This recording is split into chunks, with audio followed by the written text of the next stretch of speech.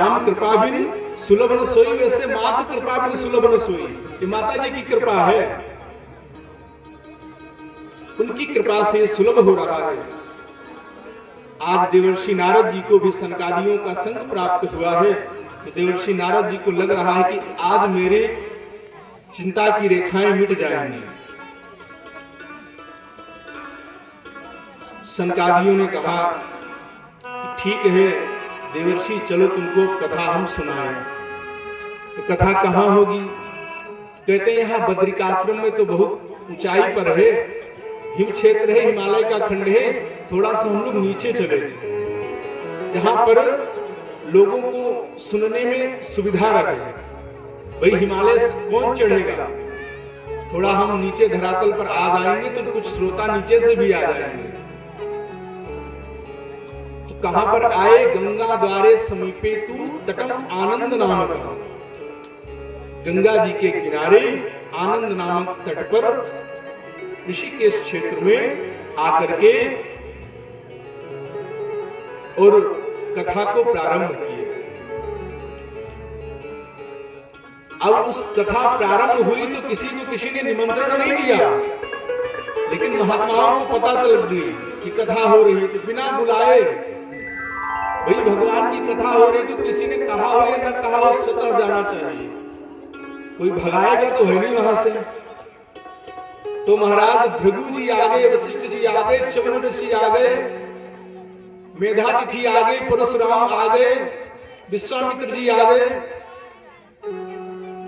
सब आकर के कथा में बैठ गए और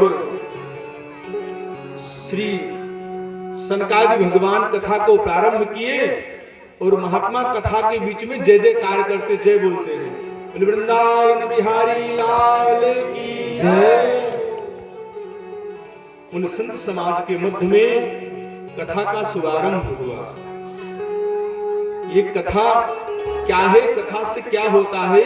कहते हैं सदा सेव्या श्रीमद् भागवती कथा। इसको सुनने से होगा क्या? यस्य श्रवण मात्रेण हरिश्चित्तम समाश्रयेत्। इसके सुनने मात्र से भगवान यदुनंदन श्री कृष्ण आपके हृदय में बैठ जाएंगे, केवल कथा सुनने से। और ये बात सत्य है कि वही हृदय में बैठ करके कथा सुनते हैं। और ऐसी कथा प्रारंभ हुई, भगवान का सुंदर सा कीर्तन होने लगा। श्री कृष्ण गोविंद हरे मुरारी, हे नाथ नारायण वासुदेवा। श्री कृष्ण गोविंद हरे मुरारी, हे नाथ नारायण वासुदेवा। हे नाथ नारायण वासुदेवा, हे नाथ नारायण वासुदेवा। श्री कृष्ण गोविंद हरे मुरारी, हे नाथ नारायण वासुदेवा। श्री कृष्ण गोविंद हरे मुरारी, हे नाथ नारायण वासुदेवा। श्री कृष्ण गोविंद हरे मुरारी, हे नाथ नारायण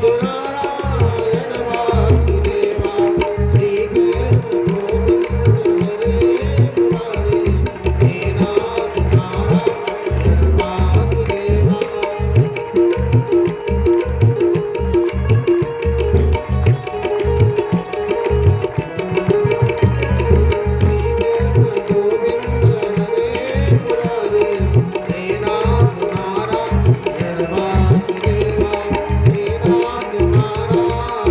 मुरारी, हे नाथ नारायण वासुदेवा।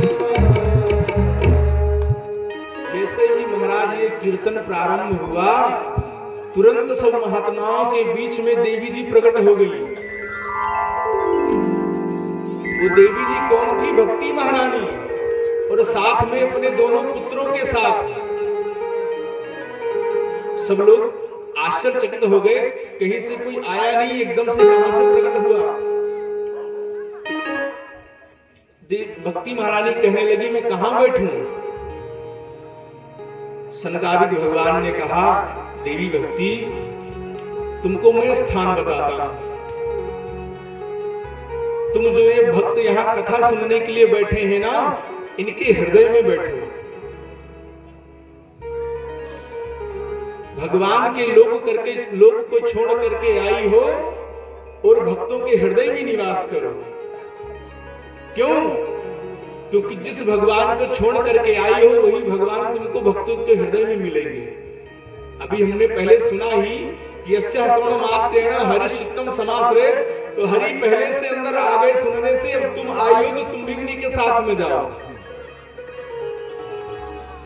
कहां ऋषिकेश और कहां वृंदावन, कोई लेने नहीं गया, लेकिन भक्ति अपने ज्ञान वैराग्य के साथ में स्वतः पहुंच गई। ये कथा की महिमा है।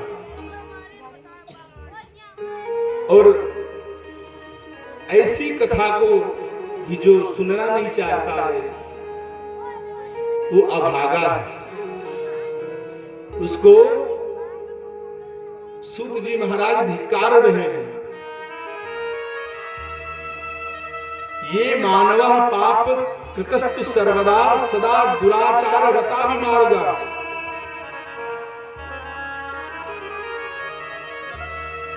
जीव सारा संसार हमेशा पाप करता रहता है, विमार्ग पर चलता रहता है, लेकिन वो भगवान की कथा की ओर नहीं जाना चाहता।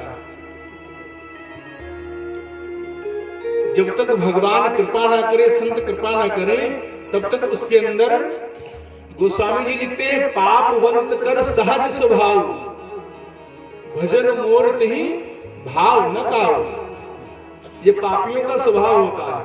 वैसे ही चाहे 2 घंटे गप्प करें, लेकिन जैसे ही सत्संग की चर्चा शुरू करो, अच्छा चलते हैं, काम है। कथा सत्संग जैसे प्रारंभ किए तुरंत काम मिल जाएगा, वैसे कहो 1 घंटा 2 घंटा बात करते रहे, तो ये पापवंत का स्वभाव है पापियों का। जो कथा से दूर भागे ना, तो समझ लो कि ठीक आदमी नहीं है। हनुमान चालीसा में लिखा है ना, भूत पिशाच निकट नहीं आवे। तो जो निकट नहीं आ रहा है उसको समझ जाओ। बोली वृंदावन बिहारी लाल की जय। अच्छा, देवर्षि नारद जी कहते हैं कि ये तो एक प्रत्यक्ष प्रमाण आपने दिखाया हमको, इस भागवत के महात्म से भक्ति महारानी यहां प्रकट हो गई। क्या कोई और भी प्रमाण है जो भागवत की महिमा को बढ़ाता हो? तो सनकादिक भगवान ने देवर्षि नारद जी को महात्मा गोकर्ण जी का उपाख्यान सुनाया, जिसको हम लोग गोकर्ण उपाख्यान के नाम से जानते हैं। अर्त्रते कीर्तयस्यामः इतिहासं पुरातनं, यस्य श्रवणमात्रेण पापहानि प्रजायते। ये इतना सुंदर पवित्र इतिहास है कि इसके सुनने से पापों का शोधन हो जाता है।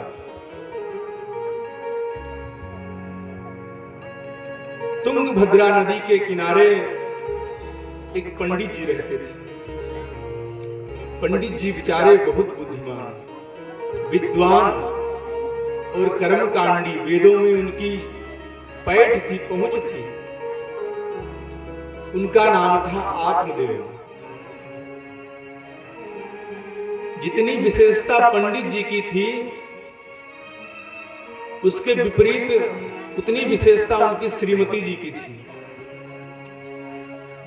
उनका विश्लेषण क्या बताते हैं कि आत्मदेव जी की पत्नी कैसी थी?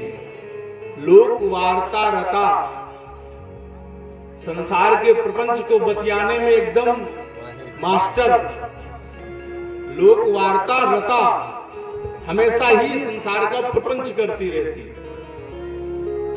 और क्रूरा क्रोधी थी। प्रयासो बहुजल पिका सूरा च गृह कृत्येषु, घर के काम को करने में बड़ी दक्ष थी। भाई लोक वार्ता रता वही हो सकता है जो घर का काम जल्दी कर ले तो परपंच करे। घर के भी तो अपने कार्य होते हैं, भोजन बनाना, चौका करना, बर्तन करना, तो वो घर के कार्यों में तो बड़ी दक्ष थी कि झटपट निपटा करके दरवाजे पे खड़ी हो जाए, कोई खाली न जाने पाए बगैर आधा घंटा उसका लिए दरवाजा पकड़ करके। और माताओं का ये स्वभाव होता है, कहेंगी अरे सुनो बहुत काम है, अभी बच्चे चले गए स्कूल, टिफिन भेज दिया है, बाकी सब लोग भोजन करने के बाकी हैं, जाने तो रुकेंगे नहीं, बैठने के समय नहीं है, अरे बैठ जाओ थोड़ी देर, समय नहीं, खड़े खड़े महाराज 2 घंटा बिता दे, बैठने का समय नहीं। ये विशेषताएं हैं माताओं की। तो आत्मदेव जी की जो पत्नी थी उनका नाम भी बड़ा अच्छा था, नाम था धुंधली। तो जिसका नाम ही धुंधली हो उसका काम कितना अच्छा होगा। आत्मदेव जी बेचारे बहुत सीधे साधे, सुबह अपना उठते, नित्य नियम करते, संध्या वंदन करके ग्रंथों को ले लेते, किसी यजमान के यहाँ कोई कार्यक्रम हुआ वहां चले गए, नहीं तो ब्राह्मण बालकों को वेद पढ़ाते। और श्रीमती जी अपना घर में जो कुछ करना होता करती रहती। आत्मदेव जी को एक बहुत बड़ी पीड़ा थी कि उनके कोई संतान नहीं थी।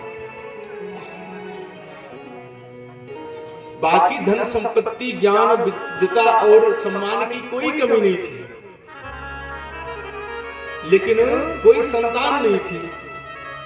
उसके लिए वो हमेशा चिंतित रहते। अच्छा, पंडित जी चिंतित रहते, लेकिन धुंधली को कोई चिंता नहीं रहती।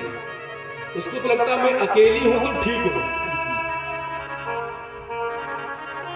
उसकी उस पे जरा सा कोई प्रभाव नहीं था कि मैं निसंतान हूं तो मुझको कोई चिंता हो, मेरे भी बालक हो, मेरे भी पुत्र हो, मेरे भी पुत्री हो। इस विषय में कभी भी विचार ही नहीं करती। लेकिन आत्मदेव जी जब संध्या वंदन करके पितरों को तर्पण करने के लिए जाते तो उस तर्पण का जल जो है ना वो उष्ण हो जाता, गर्म हो जाता। मानो पितर श्राप दे रहे हो कि आत्मदेव तुम तो मुझे जल दे रहे हो, तर्पण कर रहे हो, लेकिन तुम्हारे बाद स्कूल में कौन होगा जो मुझको तर्पण करेगा। कोई वृक्ष लगाते हैं आत्मदेव जी तो उसमें फल नहीं लगता। कोई गाय दरवाजे पर लेकर के आते हैं तो उसकी बछड़ा बछिया नहीं होती। इस चिंता में बहुत परेशान रहते हैं। एक दिन विचार किया ऐसा जीवन तो बेकार है। पितर जल नहीं ग्रहण कर रहे हैं, वृक्ष फल नहीं दे रहा है, गाय की बछड़ा बछिया नहीं हो रही है, तो ऐसा जीवन कोई जीवन नहीं। आज बेचारे व्याकुल होकर के वन की ओर चले गए। मन में विचार कर लिया कि अब आत्महत्या कर लेंगे। एक जलाशय के किनारे पहुंच गए और बैठ करके रुदन करने लगे। एक महात्मा विचरण करते करते आए, बड़ी सी शिखा देखी सिर में, बढ़िया ब्राह्मण का वेश देखा तो महात्मा ने कुशल पूछ ली, कथम रोदस विप्रत्वम, हे ब्राह्मण देता क्यों रो रहे हो? काते चिंता बलिए सी, किस चिंता से इतना दबे हुए हो? वद स विस्तार, विस्तार से बताओ। सस दुखस कारण, अपने दुख का कारण। आत्मदेव जी ने तुरंत हाथ जोड़ करके प्रणाम किया महात्मा को और अपना दुख बताने लगे। क्या बताएं महात्मन, मुझे जो दुख मिला है मेरे पूर्व पापों का ही संचय का फल है। कि मैं जब जल देने के लिए पितरों को तर्पण करता हूं तो जल गर्म हो जाता है, वृक्ष लगाता हूं तो फल नहीं देता है, कोई गाय ले आऊं तो उसके कोई संतान नहीं होती,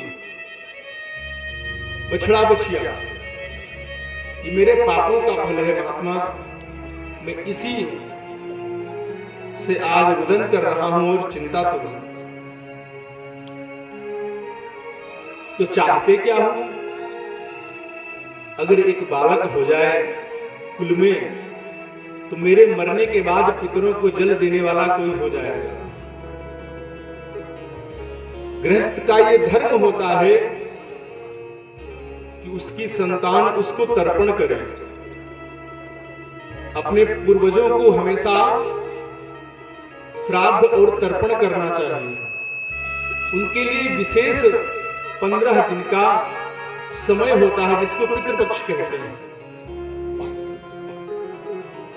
बहुत से लोग समझते हैं कि हम तो गया चले गए, भोज भंडारा कर दिया, तब हमको श्राद्ध और तर्पण करने की आवश्यकता नहीं है। ऐसा नहीं है। तुम गया गए कि पितरों से पिंड छुड़ाने गए कि अब हमको श्राद्ध न करना पड़े, तर्पण न करना पड़े। अरे वो तुम्हारे कुल के देवता हैं। जिस कुल के पितर नाराज हो जाते हैं, रुष्ट हो जाते हैं, उस कुल का वंश रुक जाता है। इसलिए पितरों को तर्पण अवश्य करना चाहिए, श्राद्ध अवश्य करनी चाहिए। पूरे वर्ष भर में 15 दिन ही तो मिलते हैं उनको अपने पूर्वजों को कुछ देने को। साल भर तो नहीं मांगने आते तुमसे कुछ हो। जिनका दिया हुआ सब कुछ है, अरे सबसे अमूल्य तो ये शरीर है भाई, हमारे पूर्वजों ने ही तो दिया है। हमारे पिताजी ने दिया, पिताजी को उनके पिताजी ने दिया। तो हे महात्मन, मेरे पितर रुष्ट हैं, उन्हीं के श्राप से मेरा जल गर्म हो जाता है। और अगर एक संतान हो जाएगी तो ये दुख दूर हो जाएगा।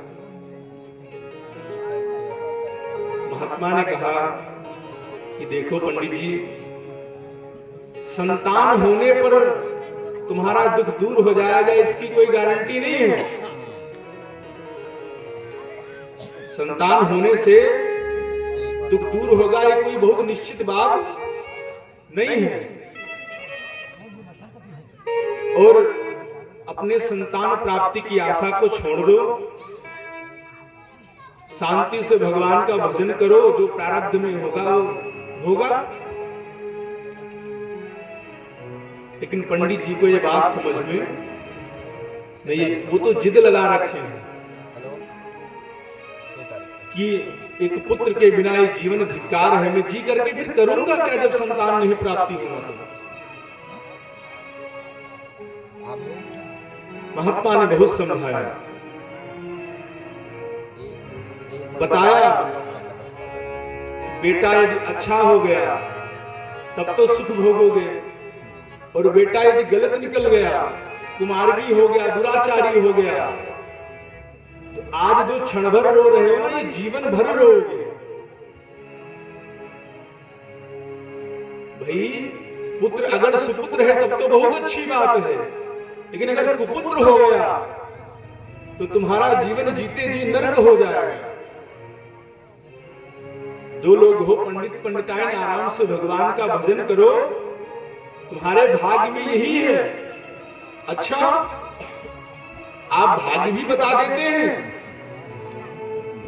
जी पंडित जी। तो क्या है हमारे भाग्य में? कहते हैं सप्त जन्मा अवधि तक पुत्र नेवच नेवच, 7 जन्मों तक तुम्हारे मस्तक पर संतान की प्राप्ति का योग नहीं है। तो तुम एक जन्म की बात कर रहे हो, अब तो और महाराज चिंता।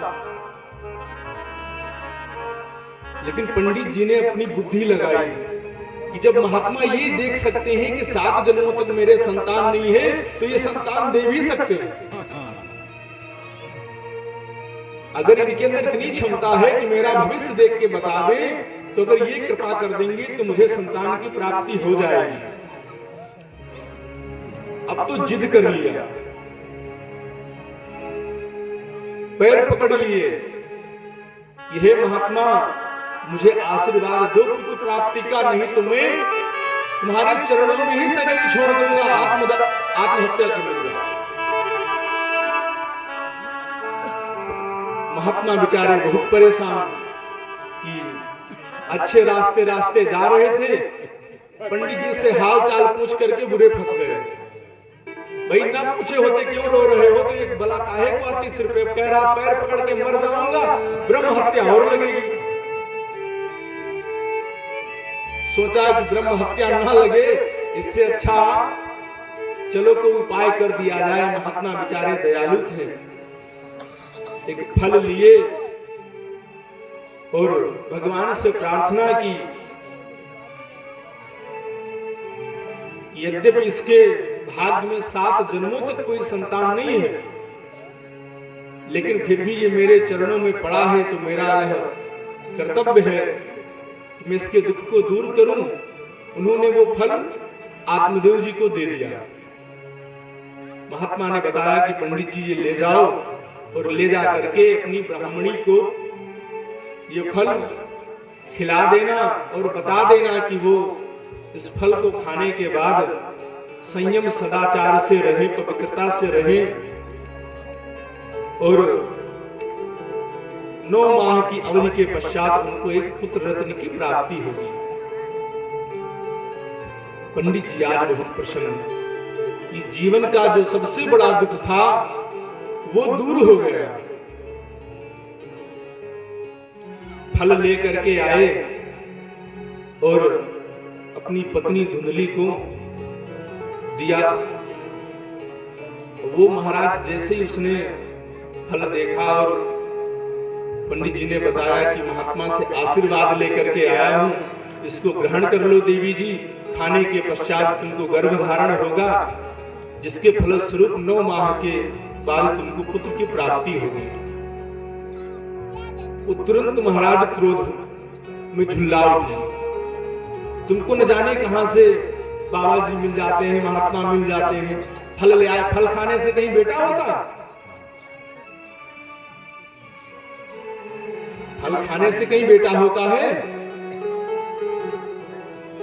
वो बेचारे पंडित जी कितनी श्रद्धा से लाए थे, लेकिन वो ऐसी कलयुग की खरोचन पंडिताइन उस फल को छीन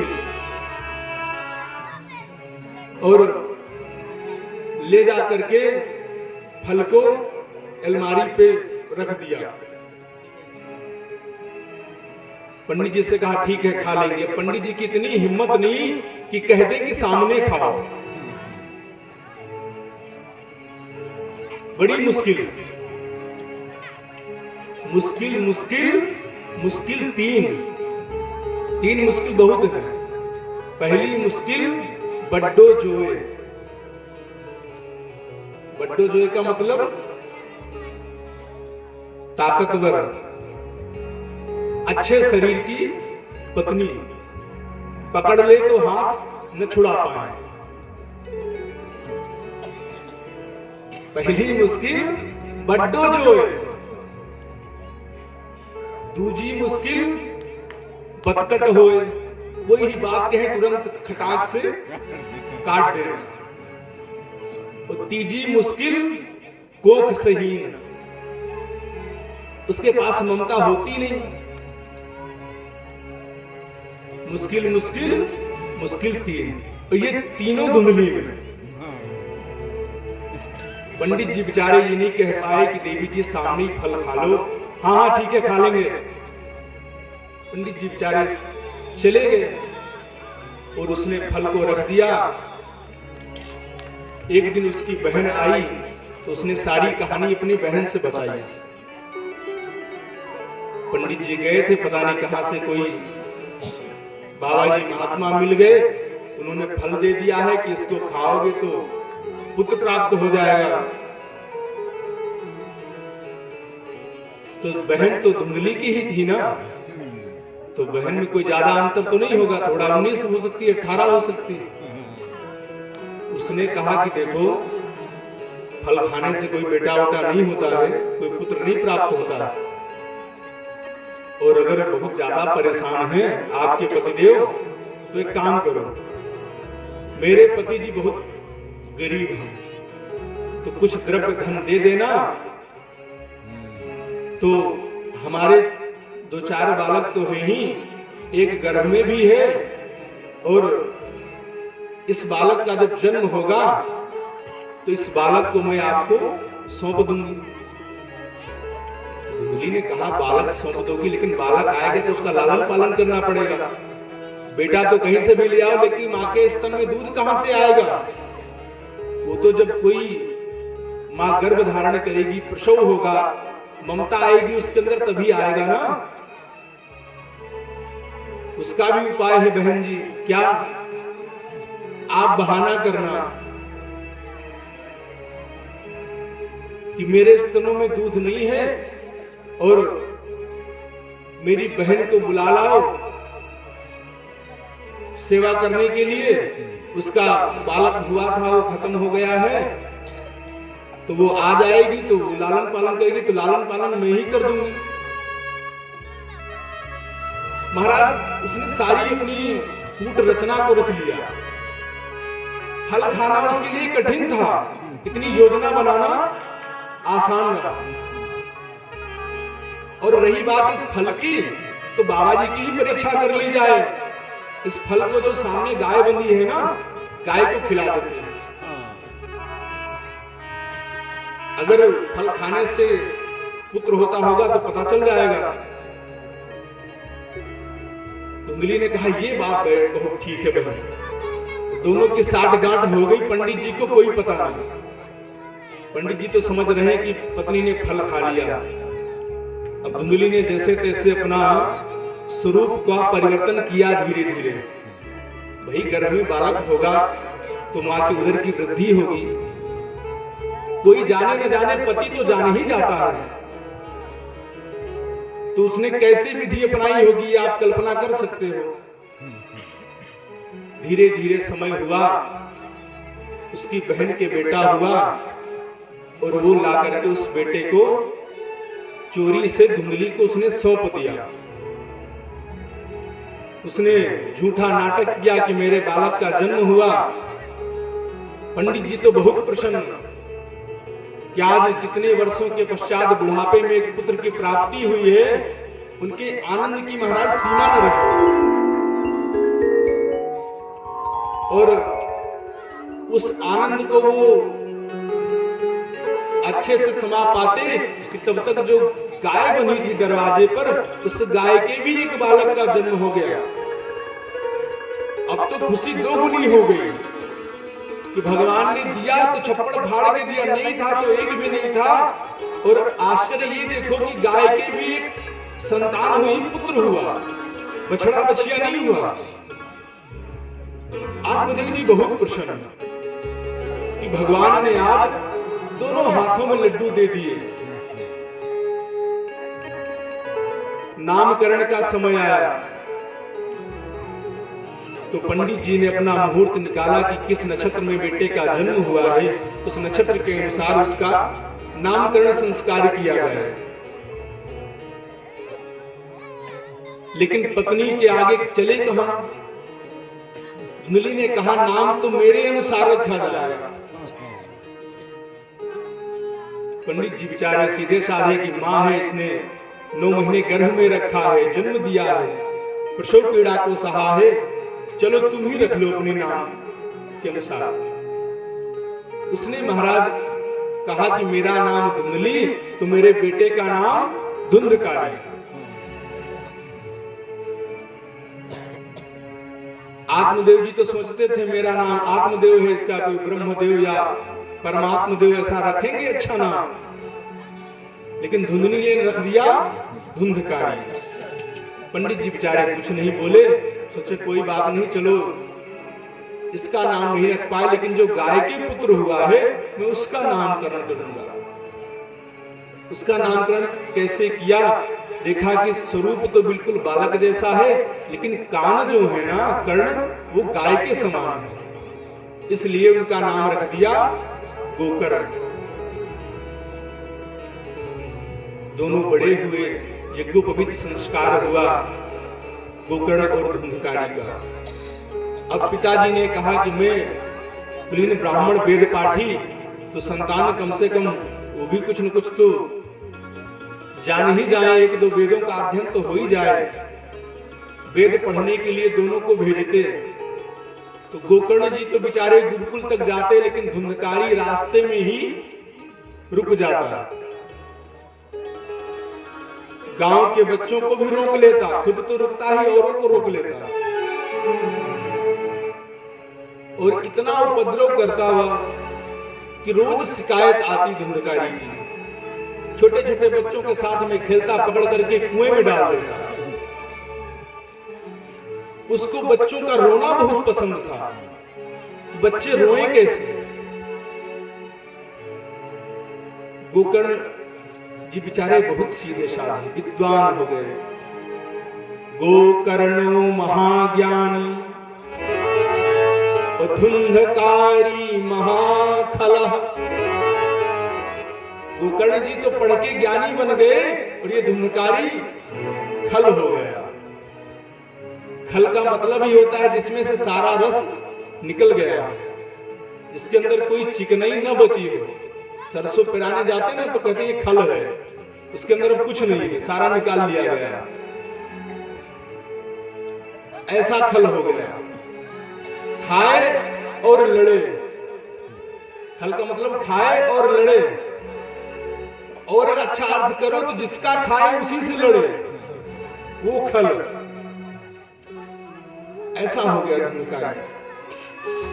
पंडित जी बेचारे शिकायत सुनते सुनते परेशान हो गए।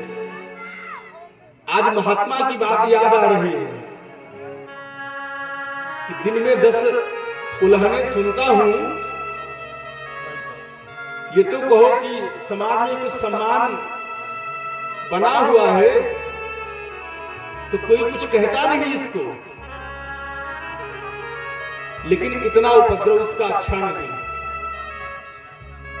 थोड़ा और बड़ा हुआ तो अब तो महाराज कुसंग का शिकार हो गया, मदिरा पान करने लगा, दुराचार करने लगा, वैश्यागमन करने लगा। आत्मदेव जी बेचारे बहुत दुखी, अब भगवान से प्रार्थना कर रहे हैं कि हे प्रभु, मैं निसंतान था तो बहुत अच्छा था, ऐसी संतान से तो मैं अच्छा ही था। महात्मा सही कह रहे थे कि पुत्र पाने के बाद सुख मिलेगा, इसकी कोई गारंटी नहीं। आज वही नजर आ रहा है। दुख के कारण गोकर्ण जी के पास गए। गोकर्ण जी के पास गए और गोकर्ण जी से कहा कि गोकर्ण जी, तुम्हारे भाई धुंधकारी से तो हम बहुत परेशान हैं। तब पुत्र नहीं था इसलिए आत्महत्या करने का मन कर रहा था, आज इस धुंधकारी के कारण आत्महत्या करने का मन कर रहा है। जिस आत्मदेव के हाथ में हमेशा वेद पुस्तक शास्त्र पुराण रहते थे, उसी का बेटा आज मदिरा की बोतलें लेकर के घूम रहा है। ये कुल का कलंक अब हमसे सहा नहीं जा रहा है। तो गोकर्ण जी विद्वान थे। गोकर्ण जी ने समझाया, पिताजी, ये जो आप दुखी है ना, ये आपका मोह है। आपने उस धुंधकारी को अपना सर्वस्व मान रखा है, इसलिए आपको दुख हो रहा है। अरे ये जीव है, संसार में अपने कर्मों से आया है और आपका उसका संयोग कर्मों के फल के अनुसार है। वो पुत्र बना, आप पिता बने। अब जैसा कर्म अब करेगा उसका फल आगे मिलेगा उसको। इस मोह को आप छोड़ दो पिताजी, आपकी अवस्था आ गई है, आप तो भगवान का भजन करो, इस पुत्र मोह को त्यागो। जिसको तुम पुत्र मान रहे हो पुत्र नहीं, वो तो एक हाड़ मांस का पुतला है, तुमने अपना बेटा मान लिया। ये अस्थि स्तंभम स्नायुबद्धम मांस शोणित लेपितम। इस शरीर की रचना कैसे हुई? अस्थियों का एक ढांचा बनाया गया, उसपे मांस की लिपाई कर दी गई और कोशिकाओं से, तंत्रिकाओं से एक जाल बांध दिया गया जिससे वो मांस रुका रहे। मूर्ति नहीं बनाते, जैसे शारदीय नवरात्र में कलाकार मूर्तियां बनाता है, तो पहले तो वो लकड़ी लगाता है, फिर उसमें पैरा लगाता है, फिर मिट्टी चिपकाता है ऊपर से। ऐसे ये शरीर महाराज बना हुआ है, अस्थियों का ढांचा है, मांस से लिपा हुआ है, स्नायुओं से बंधा हुआ है और ऊपर से इसको चिकना दिया गया है। पूज्य रामायणी श्री राजेश्वरानंद जी गाते हैं कि हाड़ मांस की पेटी चाम में लपेटी। ये शरीर क्या है? हाड़ मांस का ही तो ना। हाड़ मांस की पेटी चाम में लपेटी, कोई बना बेटा कोई बनी बेटी। ये इस शरीर का स्वरूप है और संसार इसी माया में भगवान के विचलित रहता है, प्रसन्नता बहुत करता है। जैसे किसी को देखेंगे ना, कहेंगे अरे इसकी नाक बहुत सुंदर है, जैसे तोता, और कहीं उसी नाक से अगर गंदगी निकल आए जो जुकाम होने के बाद निकलती है, जाओ धो करके आओ, आंख देखेंगे कहेंगे अरे उसके नयन ऐसे हैं मृगनयनी, जैसे हिरण के नयन हो। लेकिन वही आंख में अगर चीपर लगा हो तो किसी को नहीं पसंद आएगा। तो ये भगवान की माया है, इसको जीव समझ नहीं पाता। रक्त मांस हड्डी के ढेर पर चढ़ा हुआ है चाँद, देख उसी की सुंदरता हो जाती नींद हराम। ये माया तेरी बहुत कठिन है राम, माया तेरी बहुत कठिन है राम, बहुत कठिन है राम, बहुत कठिन है राम। ये माया तेरी बहुत कठिन है राम।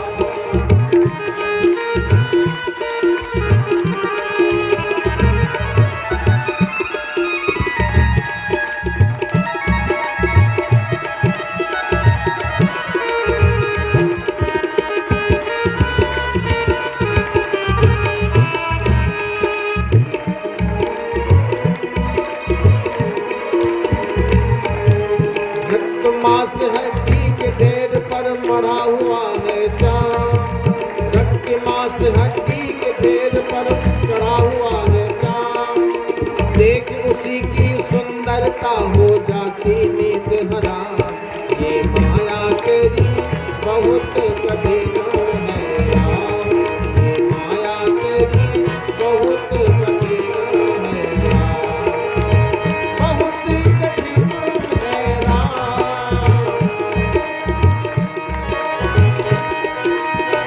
बहुत कठिन है राम।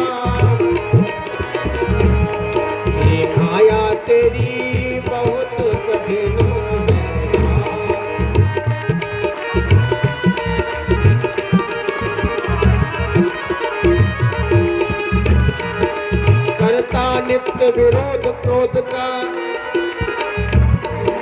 करता नित्य विरोध क्रोध का, कहता बुरा परिणाम। होता क्रोध के स्वयं होती वाणी बिना लगाम। ये माया तेरी बहुत कठिन है राम। ये माया तेरी बहुत कठिन है राम।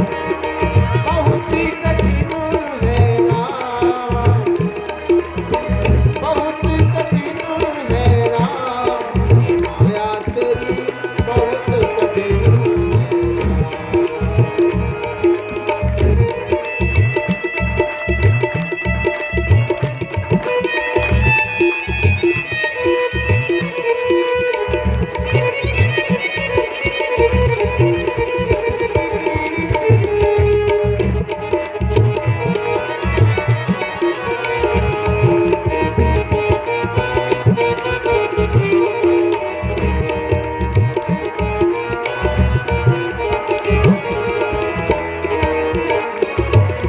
मृत्यु देखता है औरों की रोज सवेरे शाम। मृत्यु देखता है औरों की रोज सवेरे शाम। हवन बनाता ऐसे जैसे हरदम यहाँ मुकाम। ये माया तेरी बहुत कठिन है राम। ये माया तेरी बहुत कठिन है राम। बहुत ही कठिन है राम। बहुत ही कठिन है राम। ये माया तेरी बहुत कठिन है। माया तेरी बहुत कठिन है राम। ये माया तेरी बहुत कठिन है राम। ये माया तेरी बहुत कठिन। आज गोकर्ण जी ने जब पिताजी को समझाया तो पिताजी की आंखें खुल गई। देखो, अच्छी बात कोई छोटा भी बताए ना तो मान लेनी चाहिए। कई बार बच्चे भी ज्ञान की बात बता देते हैं, तो इस अहंकार में नहीं रहना चाहिए कि ये मेरे बेटा है या मेरा छोटा है, जैसे छोटा भाई है या शिष्य है। अच्छी बात हो तो सबकी मान लेनी चाहिए।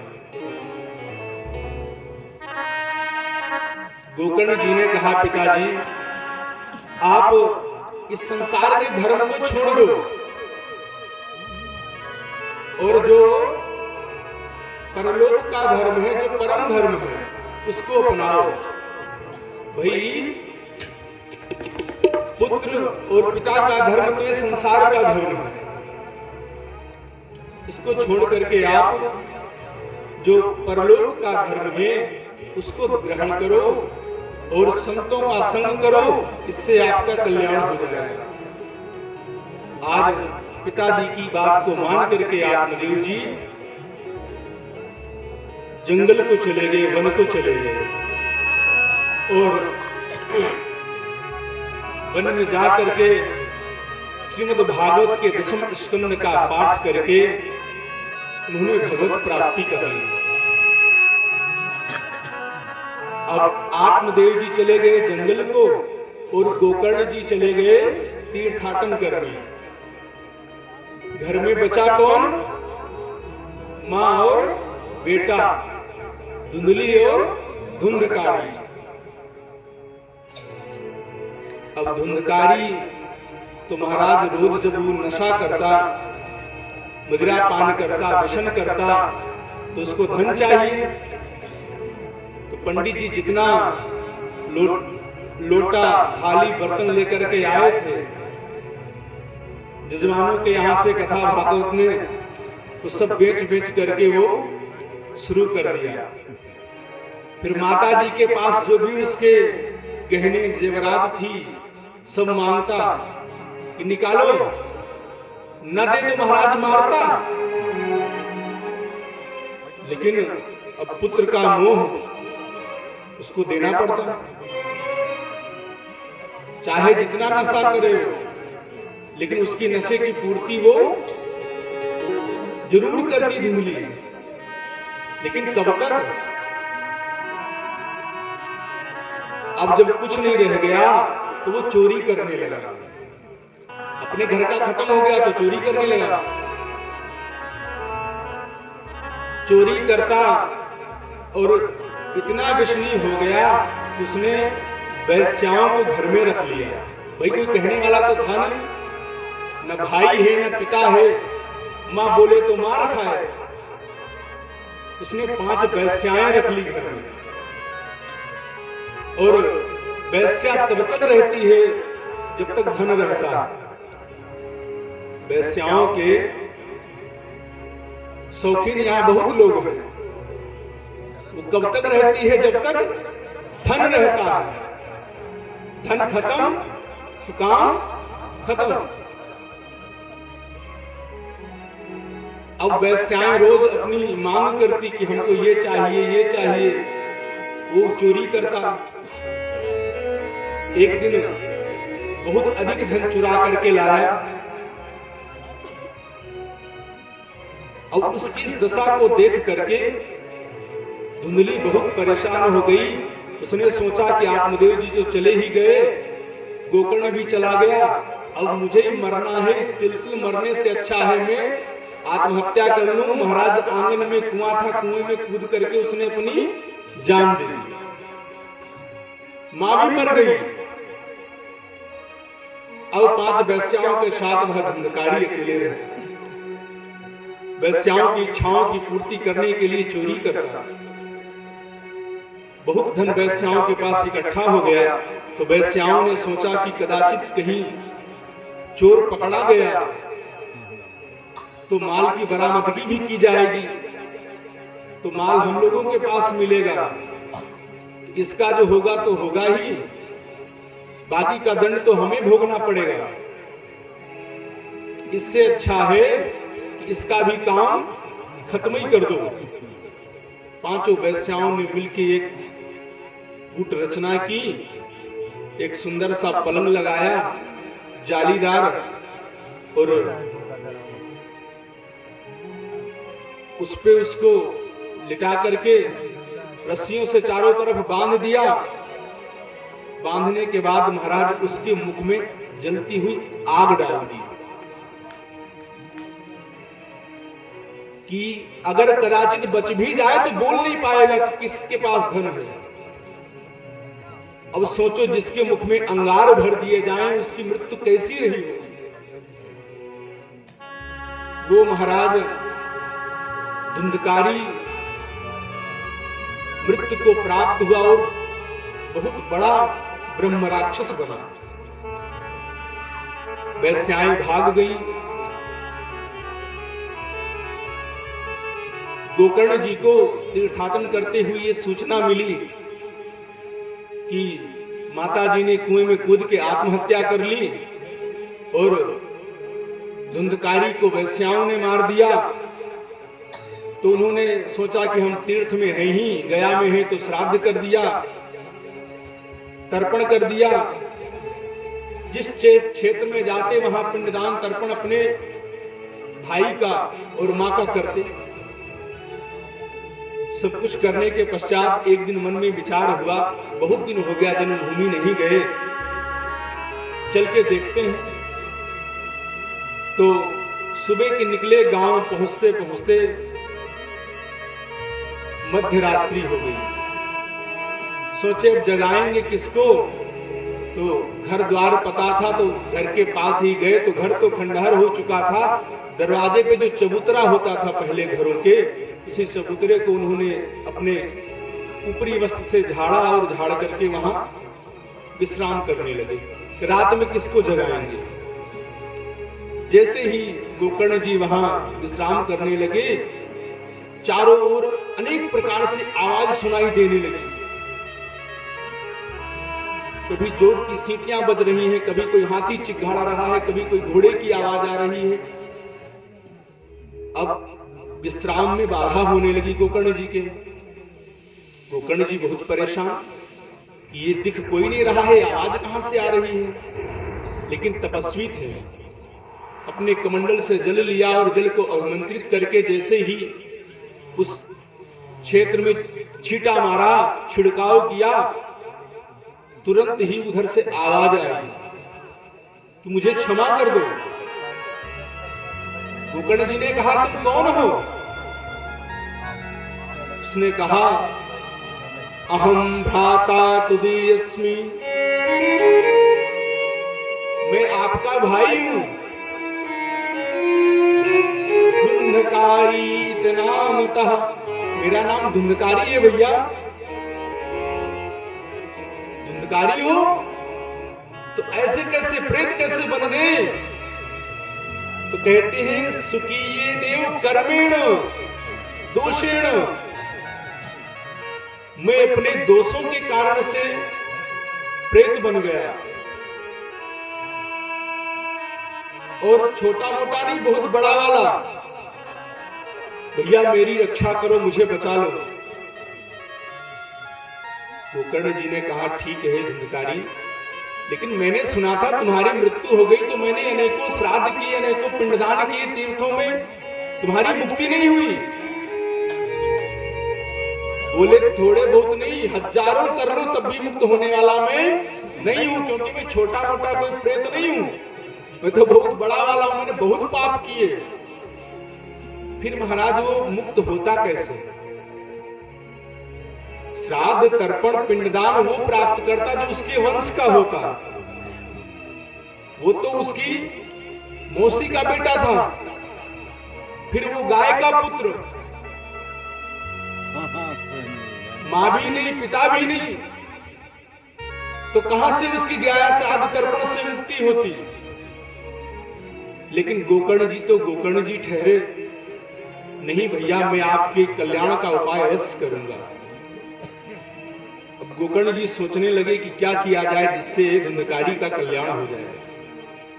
चिंतन में सारी रात्रि व्यतीत हो गई। प्रातः काल हुआ, गांव के लोग जाने अरे गोकर्ण आया है, सब दौड़े दौड़े आए। बचपन में गए थे अब आए, सबने हाल कुशल पूछा। गोकर्ण जी ने कहा कि मुझे रात में धुंधकारी से भेंट हुई। जैसे धुंधकारी का नाम सुना सारे गांव वाले उसके दोषों का बखान करने लगे। अरे महाराज आप चले गए, वो तो बहुत बड़ा दुष्ट निकला, आपके कुल को उसने कलंकित कर दिया। वैश्याएं रख ली, आपकी माता जी आत्महत्या करके मर गई उसके दुख से, वो तो प्रेत बन गया है, गांव में आए दिन किसी न किसी को परेशान करते रहता है। गोकर्ण जी ने कहा मैं इसके कल्याण का साधन करूंगा। तो गोकर्ण जी के पास सूर्य की उपासना बहुत अच्छी थी।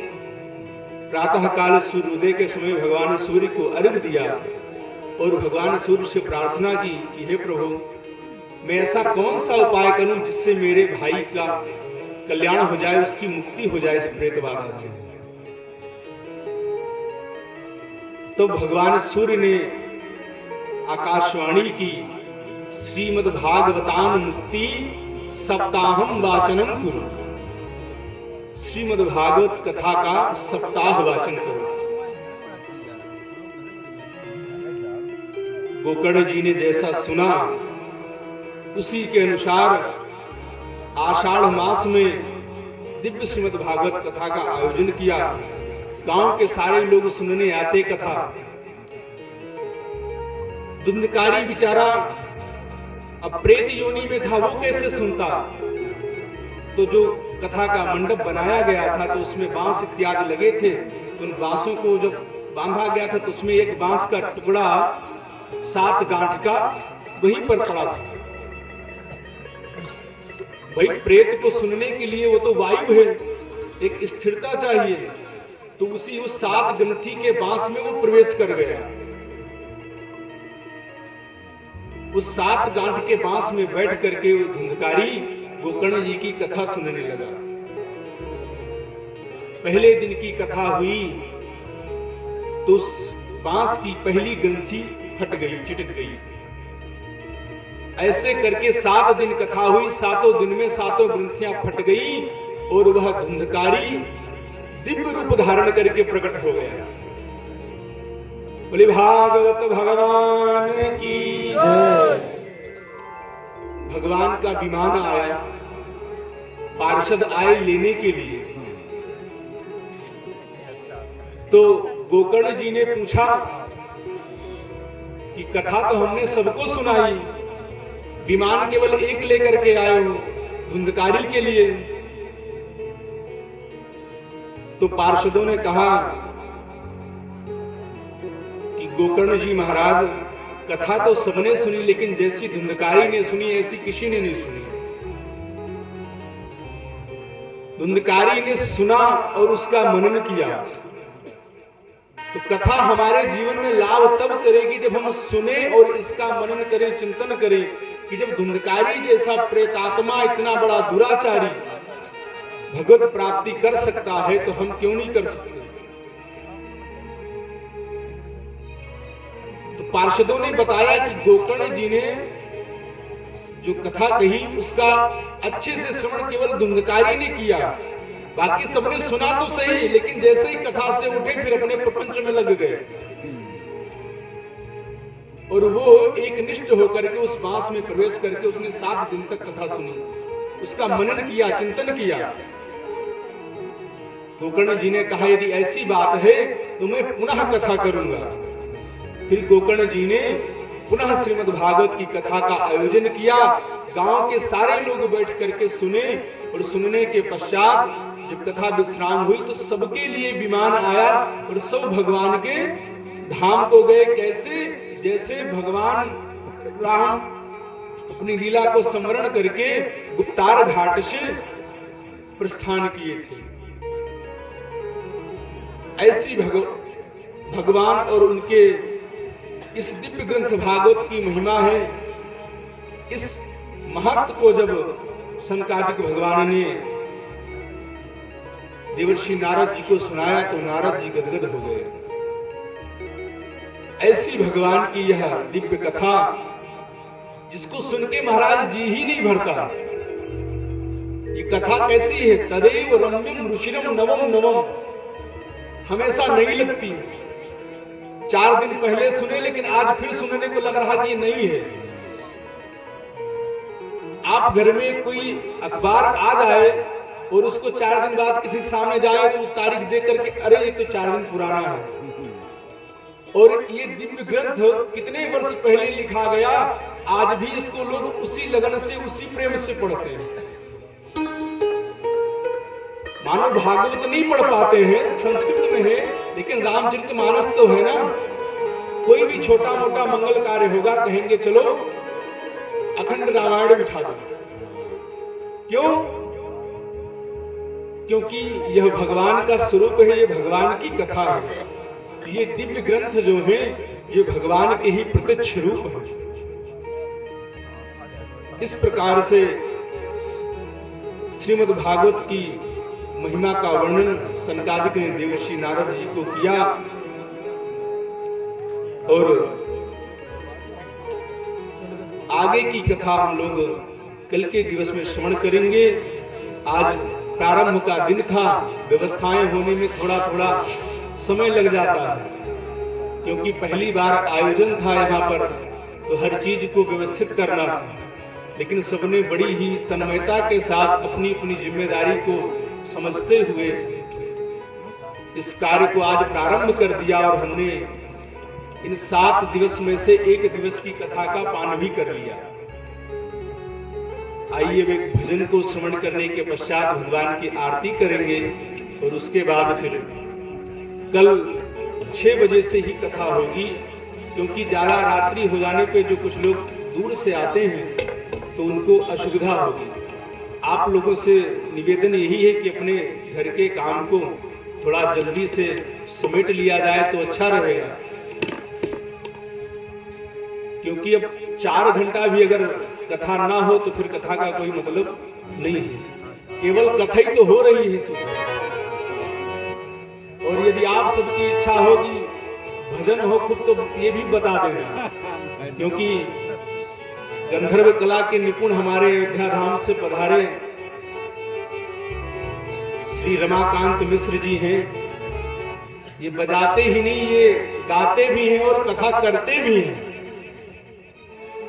ये केवल बजाने वाले नहीं हैं, ये स्वयं कथावाचक हैं। ये तो माता जी की कृपा है, इनको यहाँ से प्रेम हो गया तो ये पधारे हैं और उनके साथ में सहयोग दे रहे हैं। पूज्य संत भगवान, तो आपको बीच बीच में भजन का भी आनंद मिलेगा, लेकिन इच्छा ये है कि मूल कथा सुनाई जाए।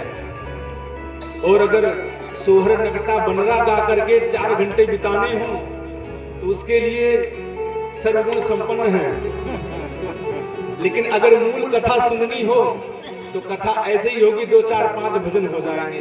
देखो ये कथा जो है ना, ये एक दिन में समझ में नहीं आती। इसको समझो दवा औषधि। तो कोई औषधि बहुत कड़वी हो तो बच्चे से ऐसे नहीं खाई जाती, कहते हैं इसको थोड़ा सा शहद में लगा करके चटा दो। तो ये कथा तो ये औषधि है, ठीक है ना, और ये है शहद। तो जिसके गले ना उतर रही हो तो ये चटनी लगा लगा करके गले उतरा दी जाएगी। बोले वृंदावन बिहारी लाल की जय, परी माता की जय, सद्गुरुदेव भगवान की जय हो। आइए एक भजन का आनंद ले, फिर आइए। हरि मात ज्वाला करे उजियाला, तेरी ज्योत जलाऊं तेरे दरबार आके, तेरे दरबार आके। मात ज्वाला करे उजियाला, तेरी ज्योत जलाऊं तेरे दरबार आके, तेरे दरबार आके। के तेरे चरणों का सेवक मुँह मांगा पर पाऊँ तेरे दरबार आके, तेरे दरबार आके। हाथ ज्वाला तेरे उजियाला, तेरी ज्योत जलाऊं तेरे दरबार आके, तेरे दरबार आके।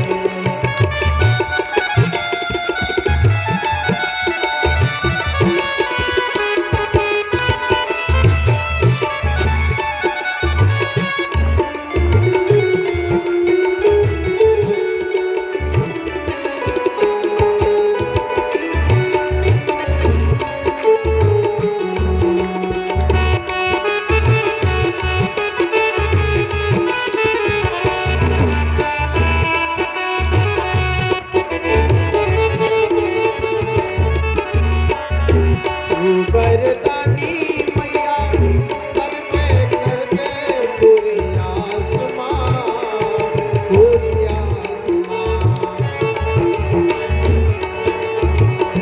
तू बरदानी मैया करते पूरी पूरी आसमां, पूरी आसमां। बन के तेरे चरणों का सेवक, बन के तेरे चरणों का सेवक, वो मांगा बर पाऊं तेरे दरबार आके, तेरे दरबार आके। हाथ ज्वाला करे उजियाला, तेरी ज्योत जलाऊं तेरे दरबार आके, तेरे दरबार आके। बन के तेरे चरणों का सेवक, वो मांगा बर पाऊं तेरे दरबार आके, तेरे दरबार आके। बोलो जय माता दी, सारे बोलो जय माता दी, जय माता दी, जय माता दी, जय माता दी, जय माता दी। बोल साचे दरबार की जय, शेरा वाली मैया की जय, हरी माता की जय, आज के आनंद की जय। सभी लोग खड़े हो जाएं, भगवान की पावन आरती।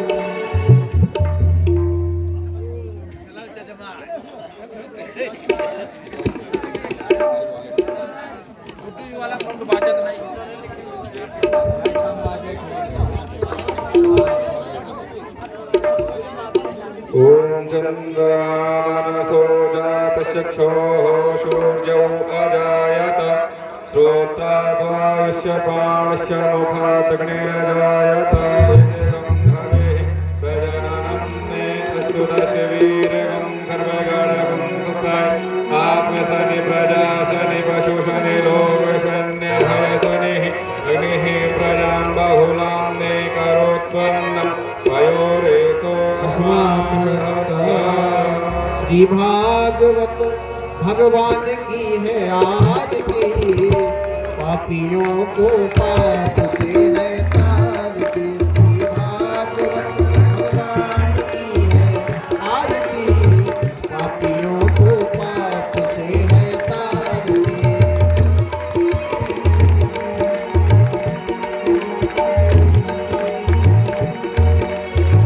पापियों को पाप से, पापियों को पाप से, पापियों को पाप से, पापियों को पाप से।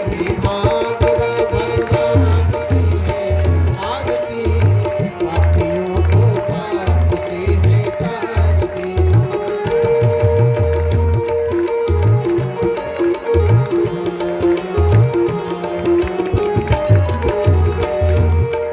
ये अमर ग्रंथ ये मुक्ति पंथ ये पंचम वेद निराला, नव ज्योति जगाने वाला, नव ज्योति जलाने वाला। हरि नाम यही हरि नाम यही, हरि नाम यही हरि नाम यही। इनके मंगल की आरती, पापियों को पाप से है ताज। भागवत भगवान की है आरती, पापियों को पाप से है ताज।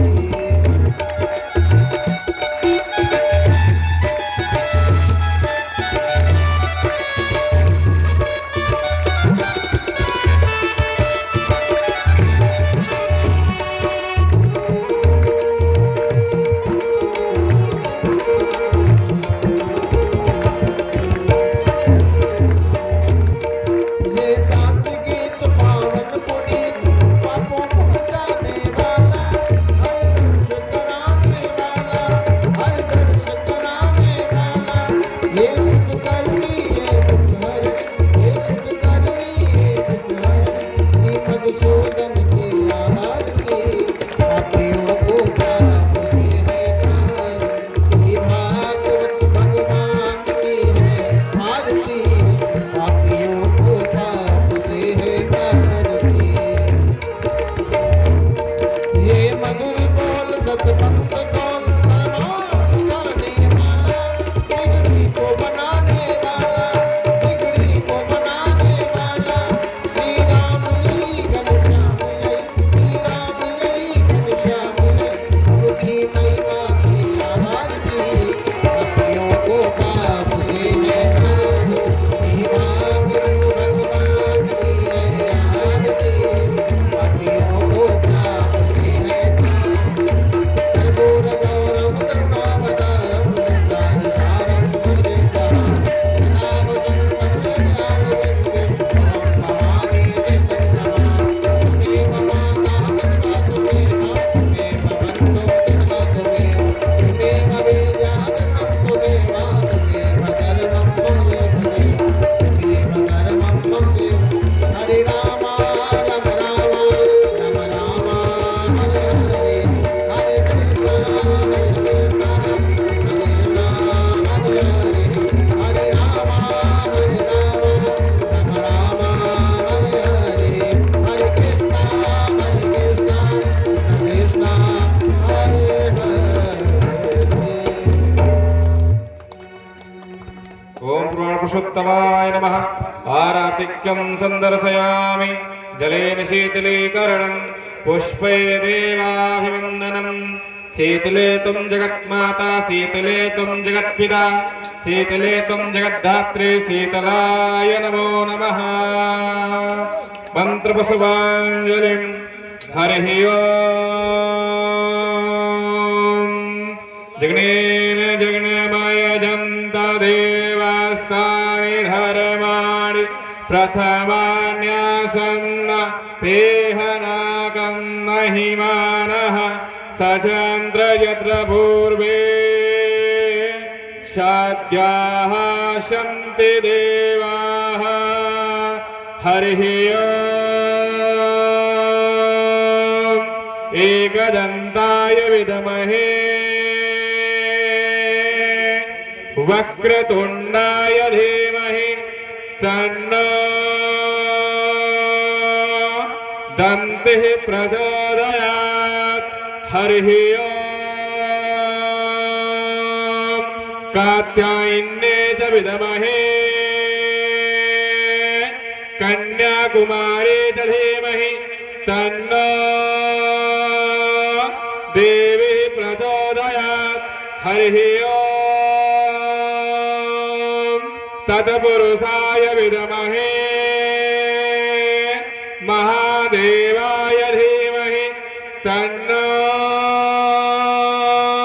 रुद्रः प्रचोदयात् सेवन्ते काव्यकुलचम्पकपाटलाब्ज पुण्यागजात करवीर रसाल पुष्प बिल्लप्रवाल तुलसी दलमञ्जरेभिः ताम्बूजयामि जगदीश्वर मे प्रसीद नानासुगन्धपुष्पाणि यथा कालोद्भवानि च पुष्पाञ्जलिर्मया दत्तगृहाण परमेश्वरः पापोऽहं पापकर्माहं पापात्मा पापसंभव पाहि मां पार्वतीनाथ सर्वपापहरो भव ओं पुराणपुरुषोत्तमाय नमः मन्त्रपुष्पाञ्जलिं समर्पयामि नमस्करोमि प्रणमामि बोले भागवत भगवान की बालकृष्ण लाल की बाके बिहारी सरकार की राधा वल्लभ सरकार की यमुना महारानी की कनक बिहारी सरकार की श्री राम सरकार की हनुमान जी महाराज